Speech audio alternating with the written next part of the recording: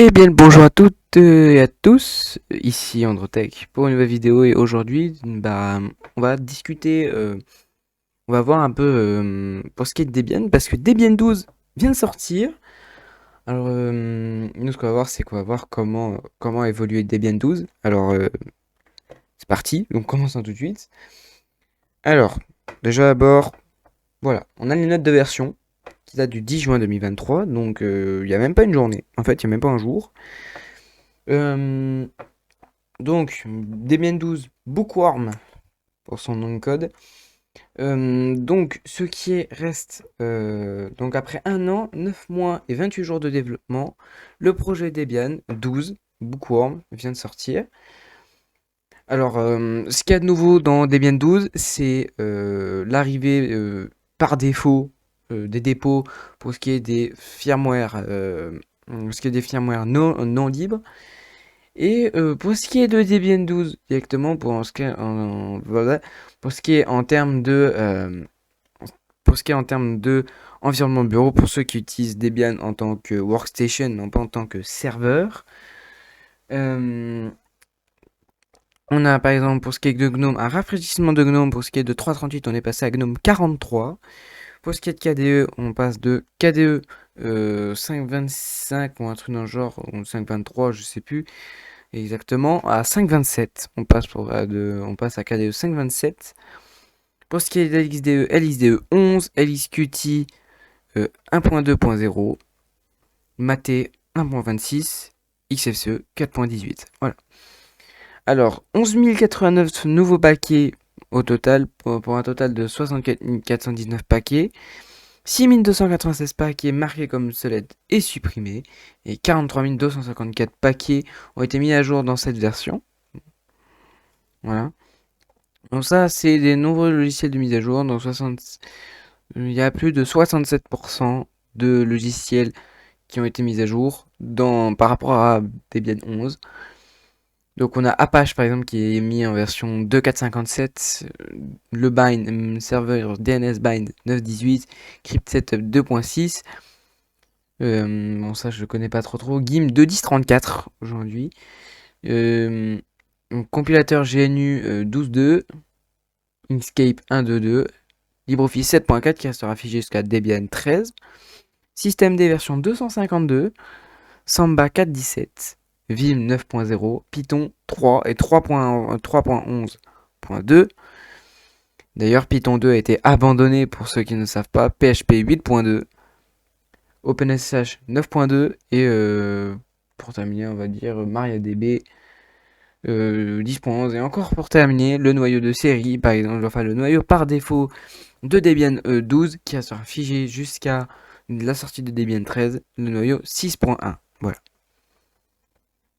Donc, voilà, c'est tout ce qu'on a à dire ici. Alors aujourd'hui, donc, on a pour ce qui est de l'architecture, ça change pas. On est PowerPC, MIPS, ARM V7, ARM, PC 32 et 64 bits. On n'a toujours pas, enfin, ils ont toujours pas abandonné le support de 32 bits. Hein. Donc, on va démarrer la machine, on va installer Debian 11. Je vais installer Debian 11 avec vous. Euh, voilà, on va installer Debian 11 avec vous et puis on va voir comment ça se passe.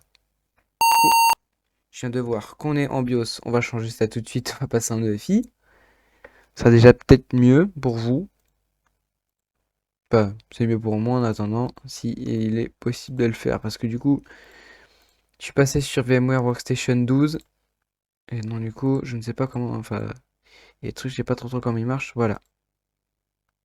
Parce que du coup, bah, comme c'est une vieille version, c'était tout juste l'arrivée de l'EFI sur VMware. C'est bon, parfait. Voilà, donc là on installe. Bon, par contre, on va pas en revenir sur l'installation. L'installation reste exactement la même par rapport à ce qu'il y a depuis plusieurs années, depuis même Debian 8, Debian 7, même Debian 9. On reste sur la même install, exactement la même. Donc il n'y a pas grand chose à dire sur le fait que bah, c'est exactement la même chose. Hein. Donc ici on choisit français, France. Il n'y a pas grand chose à faire pour ce qui est de l'installation. L'installation euh, reste vraiment la même Si vous apprenez une install de Debian 11 et Debian 12, vous voyez, c'est exactement les mêmes écrans, exactement la même chose. Voilà. Voilà. Il y a pas besoin d'en dire plus en fait. Pour ce qui est de ça en attendant. Alors par contre, est-ce qu'il y a moyen qu'on puisse faire Scratch? Non. Non, non, il n'y a pas moyen. On fait ça. Pour que vous puissiez voir un peu plus quand même. Stretch. Hop, voilà. Donc, pour l'instant, l'install se fait lentement mais sûrement.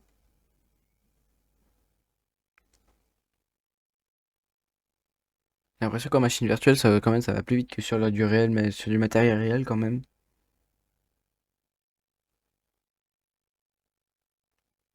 Parfait. Donc là, la machine, on va l'appeler VMware. Voilà, parce qu'on va se faire chier. Droit de domaine, on s'en fout.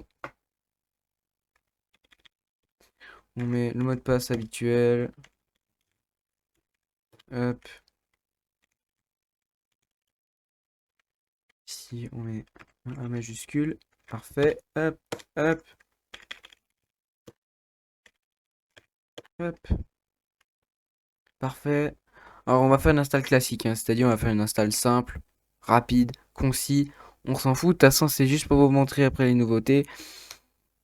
Aujourd'hui, on va s'intéresser surtout, alors pas sur GNOME, on va prendre, on va pas prendre GNOME. Alors, pour l'instant, je vais voir. Pour l'instant, je me tâte si je prends, enfin, je me demande, je me pose la question si je vais peut-être pas prendre, si je vais pas peut-être pas prendre Cinnamon, parce que Cinnamon est en version 5.6. Pour ce qui est de la version de Cinnamon, d'ailleurs, a été mis à jour. Voilà. Si vous n'êtes pas au courant. Évidemment que vous n'êtes pas au courant. Enfin, à moins que vous avez pas, à moins que vous avez vu d'autres youtubeurs qui ont fait d'ailleurs des vidéos là-dessus, possible. Parce que j'en ai vu qui ont fait qui ont fait des vidéos là-dessus. Mais bon, ça m'a pas empêché de faire ma vidéo de mon côté, sachant qu'elle était déjà prévue depuis un petit moment déjà.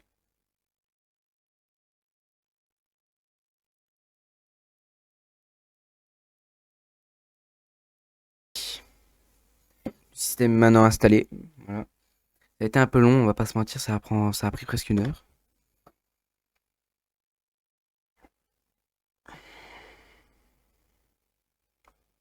Alors, heureusement qu'au montage c'est accéléré, hein, parce que ça a pris du temps quand même, hein.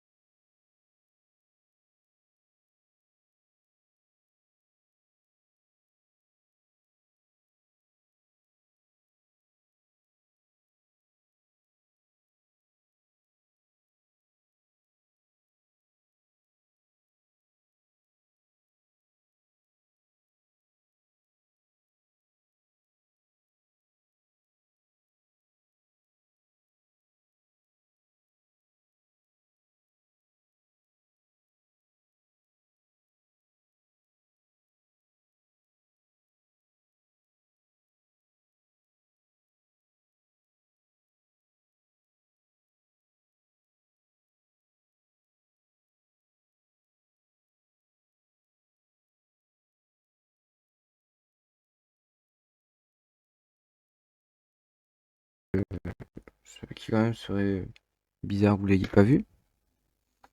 Hop. Ah, bon, si on va ici.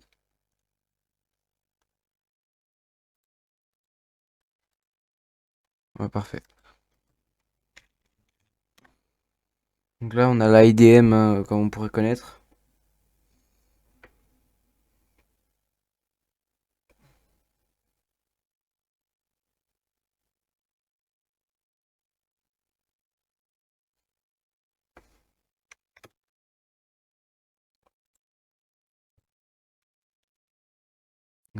Non, on va pas faire comme ça. On va faire comme ça. Hop, view. Autofit. Normalement, voilà. Parfait.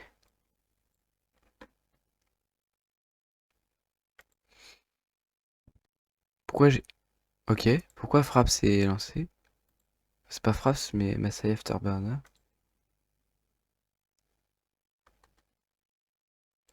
On va quitter ça tout de suite. Ok. Pourquoi pas? Alors, bon, ce qu'on va prendre, c'est qu'on va prendre l'émulateur terminal. Déjà, on va vous montrer, je vais vous montrer à peu près comment c'est. On va prendre un UNEM, -A. Donc, noyau 6.1.0-9 AMD64.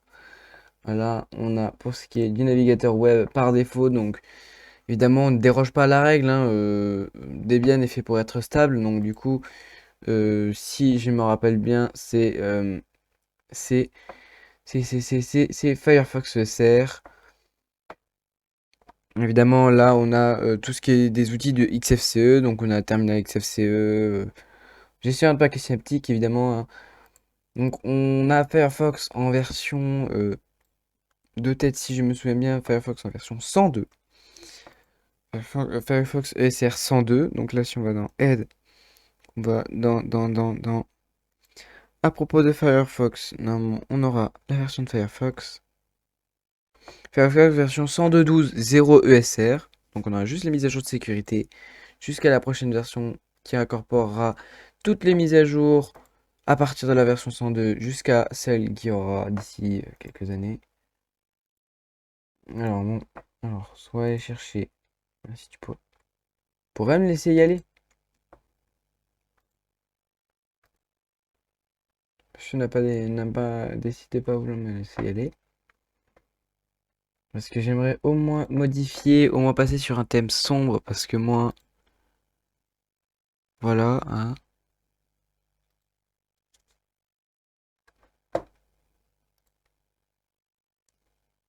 Pareil pour Adoita, on va mettre le thème Adoita. Et voilà. Ça sera plus joli pour moi, et puis ça évitera de me détruire les yeux, parce que bah voilà. Quelque chose qu'on... de toute façon, on a déjà la souris Adoita, on n'a pas besoin de toucher. Alors, pour ce qui est de la conso, pour ceux qui aimeraient voir, donc, pour ce qui est de la conso, si HTOP existe, bon, ça m'étonner.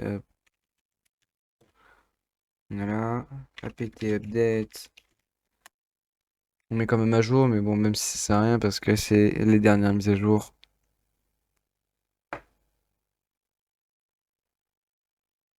Voilà. Donc, apt install htop et neofetch. Hop, on fait OK.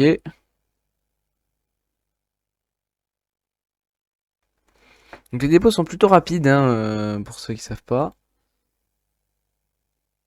Pas pour ceux qui ont une bonne connexion en attendant. Donc pour ce qui est de XFCE, donc là on va mettre on va aller dans à propos de XFCE pour vous montrer. Donc voilà, Debian 12 Bookworm avec GTK 3.24 37 pour ce qui est de XFCE. Évidemment, pour tout ce qui est GNOME, de l'autre côté, c'est GTK 4 qui s'en occupe, hein. Donc XFCE 4.18. Voilà. Donc on est exactement avec la même chose, hein, voilà. Donc là, pour vous montrer à peu près ce que ça consomme pour ce qui est avec XFCE, ça consomme 900 mégas. Donc le système s'est un peu alourdi, hein. Oui, d'ailleurs, comme vous pouvez le voir, euh, monsieur, non, le htop s'est mis à jour. Alors NeoFetch, hop, voilà. Donc on a un bash 5.2.15 pour ce qui est pour ce qui est de bash. On a bon XFCE, bon voilà. Il n'y a pas grand chose à dire sur ce qui est de XFCE. On a comme à chaque fois une nouvelle Debian, nouveau fond d'écran. On a à peu près toujours la même chose de ce qu'on a d'habitude. Ce qui est des accessoires, bon voilà. Donc LibreOffice, voilà, LibreOffice. On va prendre LibreOffice Writer, vous montrer à peu près. Donc LibreOffice reste toujours, enfin, du coup, va être dans sa version 7.4 d'ici figé depuis figé jusqu'à la prochaine version, comme je vous ai dit tout à l'heure.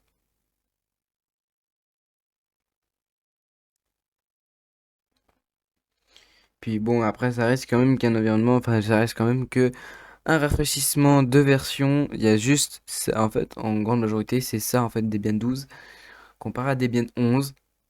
Voilà, c'est juste un rafraîchissement de version. Donc, les notes de version comparé à ce que, comparé aux anciennes versions, je ne les connais pas. Donc, LibreOffice version 7.451, 7.451, donc noyau Linux 6.1.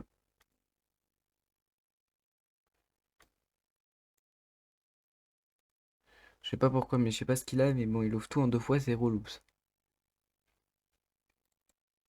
Donc, évidemment, port comme, euh,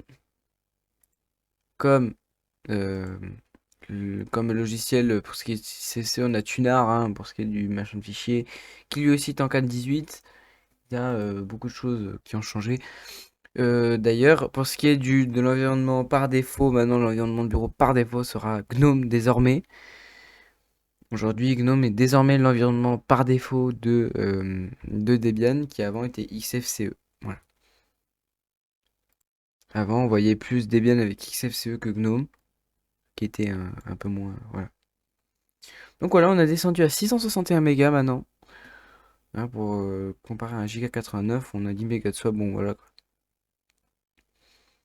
Vous voyez, sur un cœur, quand même, ça tourne pas trop mal hein, pour ce qui est de Debian 12. En même temps, Debian 12, Debian en fait en général tourne ma foi très bien sur ce genre de système, sur ce genre de PC, enfin, sur ce genre de machine surtout. Donc bon voilà, après on n'a pas grand chose à raconter de plus, si ce n'est que le fait qu'on a juste un rafraîchissement de version comme je viens de vous le dire. Voilà. Ah, non c'est bon. Donc bon, bah sur ce, bah voilà, c'est tout ce que j'avais à vous dire pour cette vidéo. J'espère quand même que la vidéo vous aura quand même plu. Si c'était le cas, laissez un commentaire, un pouce bleu. Laissez un commentaire, un pouce bleu. Voilà.